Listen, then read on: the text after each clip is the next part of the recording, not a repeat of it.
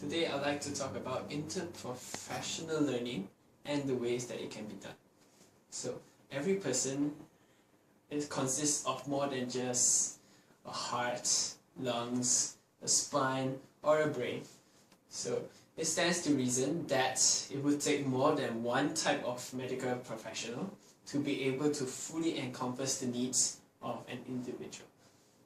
So that's why it's important to be able to bring medical professions together so that they can work on being able to treat patients better.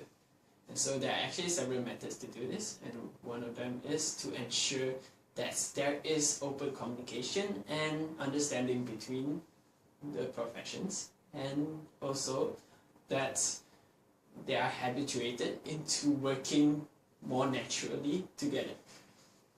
So medical professions are often very specialized, and they have their own perspectives, their own theories, and their own treatment methods.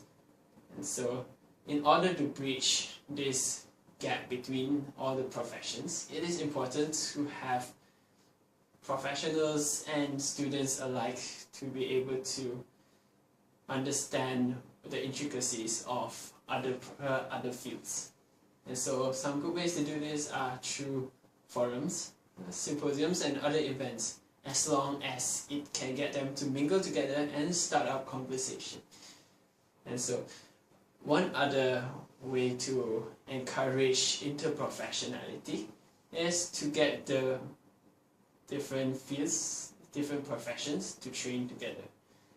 It is the most ideal scenario is to have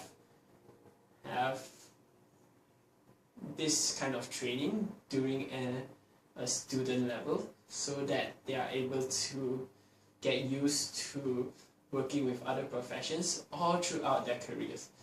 And so one good way is through case studies, as they are precursors to real life scenarios, and then by working on them with other professionals, they can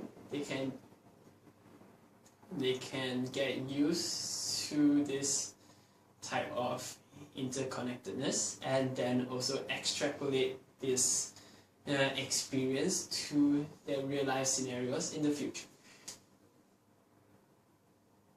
So interprofessional learning is very important to understand the perspectives of other specialities, even for those that are technically within your own field. And so consider this: a psychologist who practices Freudian analysis. So this psychoanalysis actually places a heavy emphasis on how past aggression and sex actually affects current behaviors. And so any such psychologist would actually be more inclined to look for things that are of more sexual and aggressive in nature in the client's past, instead of what is actually the root of the problem. So this is very dangerous, as it can lead to misdiagnosis or even wrongful treatment. And so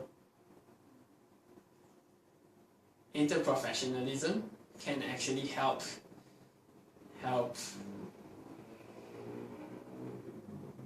improve those